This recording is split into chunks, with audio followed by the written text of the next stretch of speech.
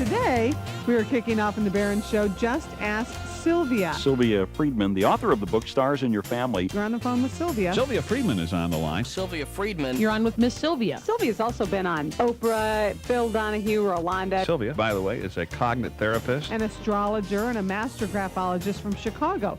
As we kick this off, instead of talking about romance today, Sylvia, let's talk about relationship compatibility. Okay, I am a Scorpio. Sylvia, how am I going to get along with my pending Leo child? Well, actually, because you are such a nurturing person, this Leo child will like every bit of the attention that you are ready to dote on. So it will be very good because they do need a lot of attention. Also, very strong leadership qualities, so you're going to have to kind of stifle some of that energy at times, but not too much. Wait a minute, you're saying Leos need attention? I would say so, Ebis. All right, I might look be a all the Leo. attention I give you. That's right. JD's at 591-7200. JD? Hi, good evening. Hi, JD. I have to tell you, I really don't believe in astrology. My wife's got me calling. She's scared to talk on the phone. She can talk to me. The reason we're calling is we were wondering why my children favor me more than they favor her. Oh, boy. I'm an Aquarius. Yes. My son is a Taurus, Mm-hmm. and my daughter and my wife are both Cancers. When you say favor you, you mean they get along with you better? Right. Well, first of all, you're much more laid back, right? You kind of hold yourself back where your wife gets right in there. You see, a Cancer mother, her personal security is based on her children. So she's very serious. If they don't do exactly what she wants them to do, she gets very insecure. Now, she's their mom, and they're going to love her anyway, so she's got to understand that. See, where you kind of are very logical, and you're a thinker, and you kind of move in a different pace than your wife does, and you don't get quite as anxiety-ridden. Very good. Not that you have to take credit for calling her anxiety-ridden. JD. I'll take the credit. Okay. All right. Does that help? Yeah, thank you. Have a good evening. Thank you, too. Mary, hi, you're on WGN. Hi, I'm a Leo, and I have a question about my love life for the coming year. Okay, Leo, so everybody knows, is July 23rd to August 22nd. Right. First of all, you have to start taking down some of your walls, Mary. You know you have a tendency, you're a loving person and you are an emotional person, but you have a tendency to put a lot of walls around your feelings because it's very hard for you to let other people know you need. Correct? Is that true? Very true. So if this is very true, you have to understand if you want to let love into your life, you cannot say yes, but. And it can't always be, you have to opt for love. You cannot opt for control, which you know Leos have a tendency to do. That's true.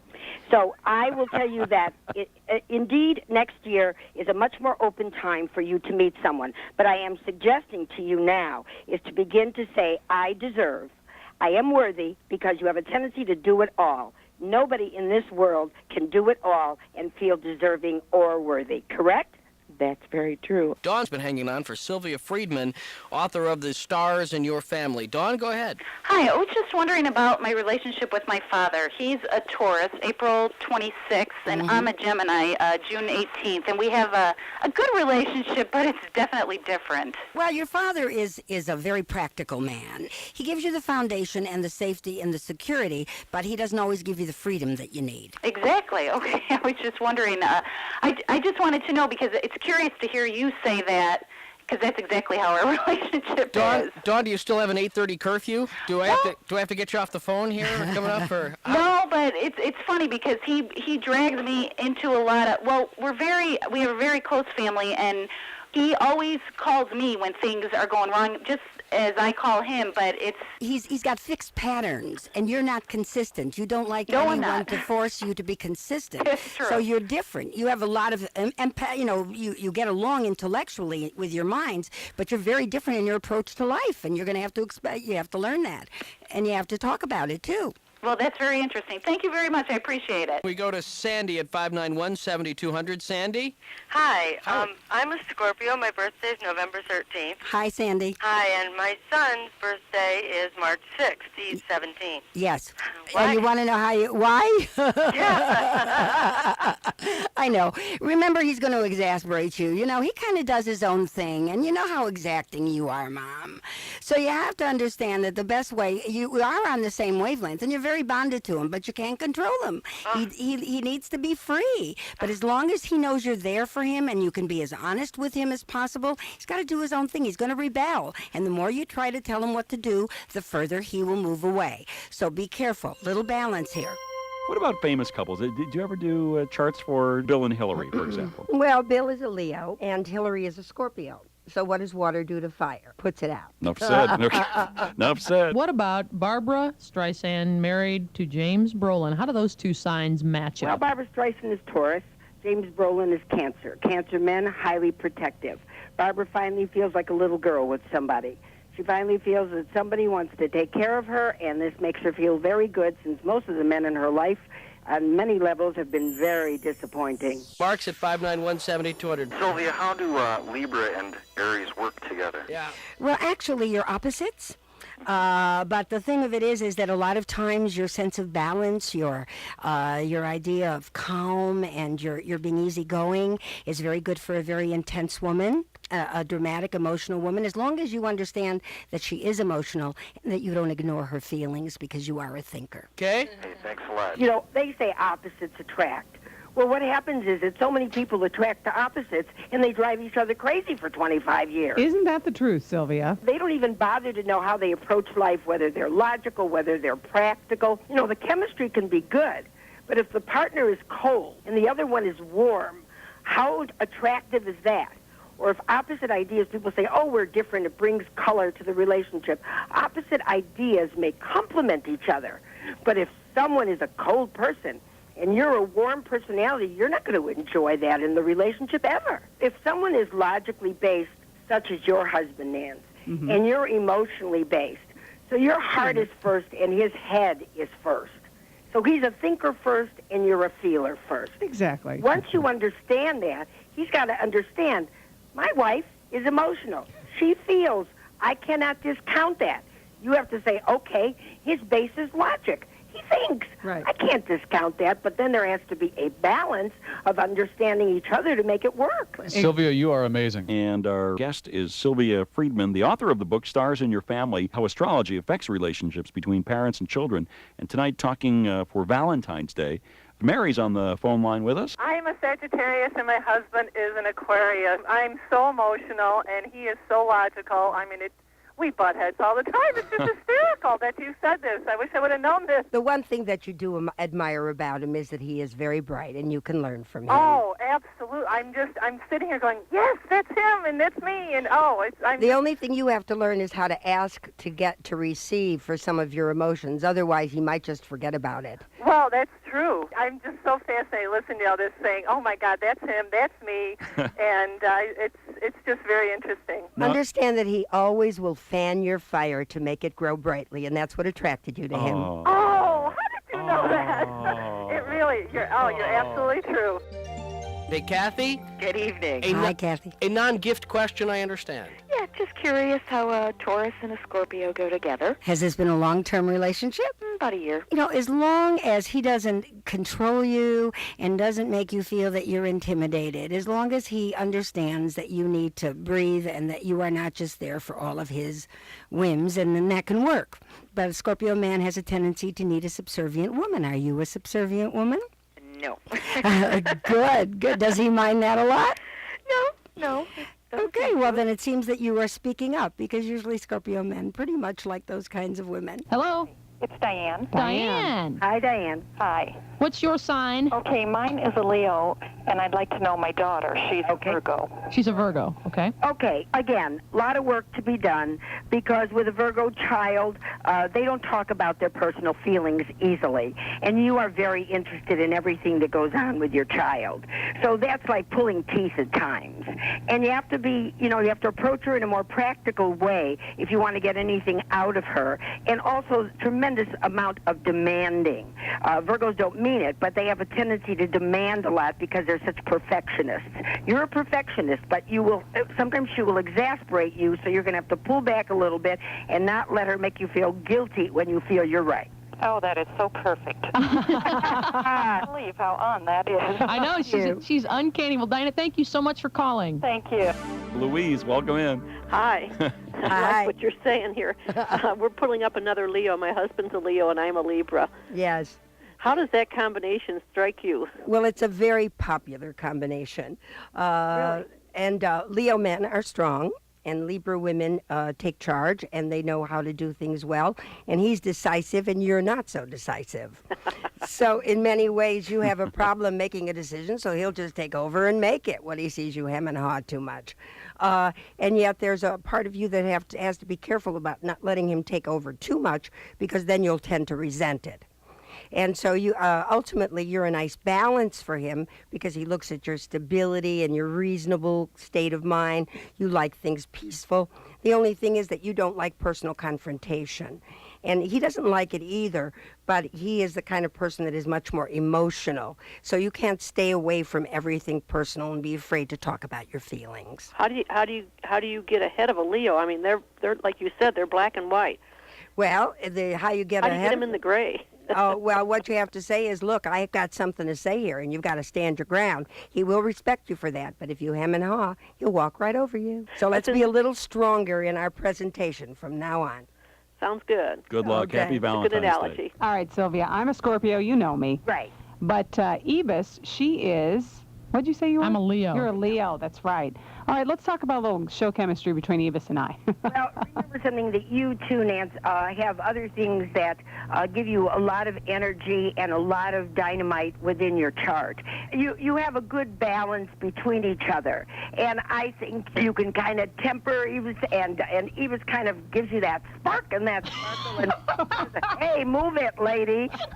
Well, maybe that's a good idea, but then you say, wait a minute, back off. I can't even tell you how right you are. You have no idea how right you are. Good balance. It's a good balance as long as you both understand each other and know when to kind of listen to each other. Real important to listen to each other. Oh, this is funny. Sylvia Friedman is on the line. We're talking about personality types. Is there any way, Sylvia, you could pick up on somebody's spouse if they were to describe them? Probably so, yes. It was very interesting talking about families in basketball. I did the Michael Jordan family, and it was really very, very interesting to do. Really? Yes. You did the whole family? Yes. I did Michael and Juanita and the children in reference to their, characteristics and behavior and how compatible and how to interact with the children and all of that. And it was they found it very powerful. Sylvia, we have had so many phone calls here today. The phones have been going crazy. WJBC, good morning. Hello. You're on with Sylvia. Good morning. Hi, Sylvia. Hi. I had a question about my marriage. My husband and I have been married for 6.5 years on opposite ends of the earth, it seems, last couple of years. We're both Pisces. Well, the first thing that your husband probably isn't very verbal about his personal feelings. No, he's not at all. And that's very Piscean in the male. And also, he's very afraid of his feelings, and so then you begin to take over, and you begin to want to make him, do it intentionally, but you want to have him speak out, and sometimes you got to be careful not to attack. Mm-hmm. Because he will not hear you half of the time anyway, and you feel very alone in a relationship when someone is not responding to you. Is that correct? Absolutely, 100% correct. And that is the way you're feeling now. Yes. And I think it's very important to you to do your best to take some baby steps here and to tell him how alone you're feeling. Have you done that? A little bit. I think it's very important to tell him you would like to make this marriage work, correct? Yes. After all, 6.5 years. I think it's very important for you to tell him that he cannot shut everything up inside, because then it's not a marriage. It's not two people. It's one. Correct. And you're both alone. Mm-hmm. And I think that's the first thing you have to approach, is that the aloneness, and that you do have similar sensitivity and similar values. If indeed he won't open up, I think it's time to look at counseling. I know he's afraid of that, but it would be very important. But start with the fact that you're both alone. Okay.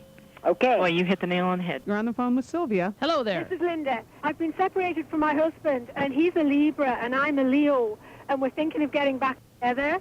Uh-huh. There's also a man in my life who is a Pisces, who I'm not getting along too well with.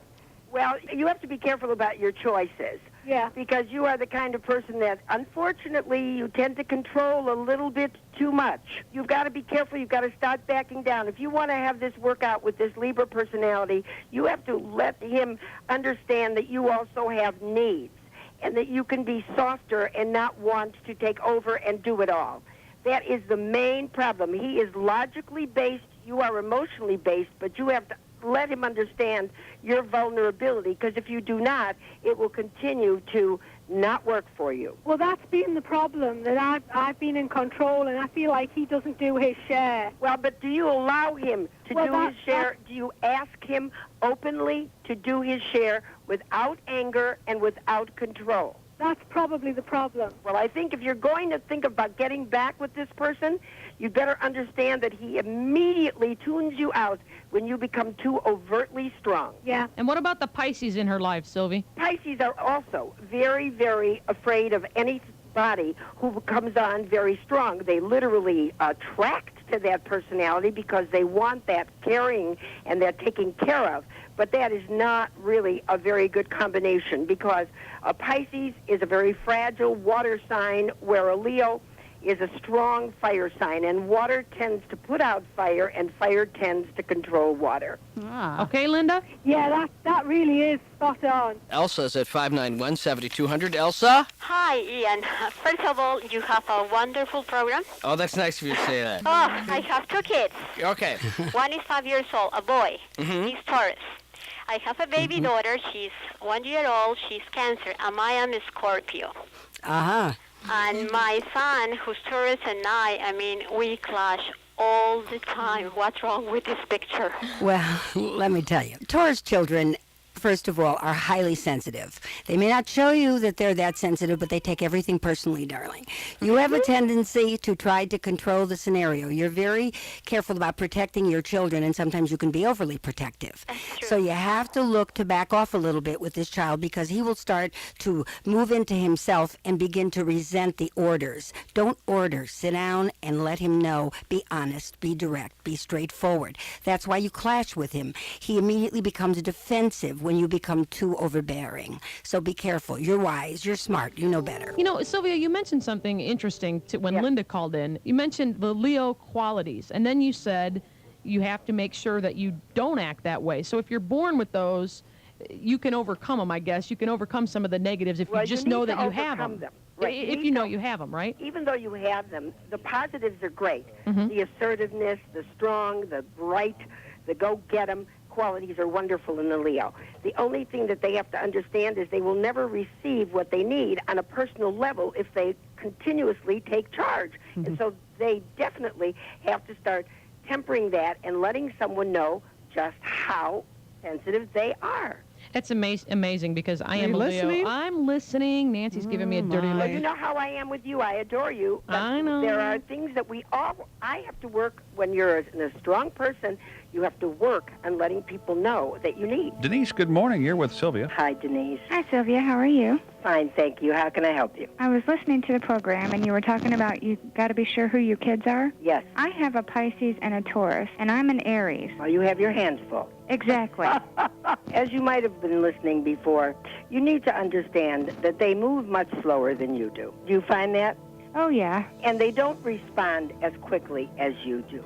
And so your patience runs quite short. Oh, definitely. So what you have to do is you really have to work on having patience with this Pisces child, because he's not going to change. And so therefore it's up to you to nurture and be a little bit more gentle, because he'll get stubborn and he'll just buck you for the sake of bucking you. Oh, yes, definitely. Now, your Taurus son, stubborn. Uh-huh. How old? He's 7. Also, see, you've given birth to two more gentle, more slower. They're not on your wavelength totally, and this is what happens with parents and children. So it's up to the smart Aries mother to start understanding that if you don't back off a little bit and guide them and not control them, because you will get nothing out of them if you just tell them or force them into anything. That's the first thing. That sounds great. Okay, darling. Okay, Thank you. Thanks. You're welcome. Where does all that start, Sylvia? You know, you're saying don't worry too much. And boy, that's great advice, except we never tell kids that. We want them to do their best in school, and most of the time kids have enough common sense not to worry. But we get them to the point where we worry because we're always harping at them, aren't we? Well, I think that's very, parents should actually look at that, because I just counseled a group of highly intelligent kids, about 22 of them. And if I tell you the demands, the nerves, because it isn't only them that overwhelms themselves, it is their parents that does that expectation and standard. And I yelled at the parents big time, and they looked at me and they said I'm right. And so we're working on not making them feel it. They can accomplish without driving them to such a point. But some parents do that. A lot. I sometimes wonder if I hadn't had parents that sort of, at least my mom, sort of, did that to me as a kid. Otherwise, I don't know if I'd ever gotten anything done. But don't you think inspiration can? I know you're laughing, but I think inspiration is a lot better than force. Jeannie is online too. Jeannie, you're on with Miss Sylvia. Okay, thanks for taking my call. Sure. Hi, Jeannie. Anything that you could tell me about my job and maybe moving? My birth date is 10/1. Well, I think in the long run, you have been really not that happy at your job for a while now. Is that correct? That's correct. And you are not feeling appreciated, and you don't feel stimulated or challenged in any way. Is that correct? Correct. Okay, so the first thing you have to do is stop sticking to something. Don't get stuck in something that you don't belong in. And you do it because you're afraid to make that change. What terrible thing is going to happen to you? Well, I don't know. Well, the issue is that you will find that you'll feel better about yourself by honoring yourself. Okay. Some of us are born idealistic, and we think love should be a national pastime. But unfortunately, we learn things. But what we have to understand is that we have to grow from what we learn so that we have confidence in ourselves. So many people are so have such tremendous inner nervous anxiety. Yes. And I think we're not meant to live like that. Bye-bye, girls. Bye. Boy, she is great. She was a ton of fun, and I promise for those of you who didn't get to talk to her, We'll have her on again. We'll have her on again, I promise. Sylvia Friedman. Sylvia Friedman. Sylvia Friedman. You're on with Sylvia.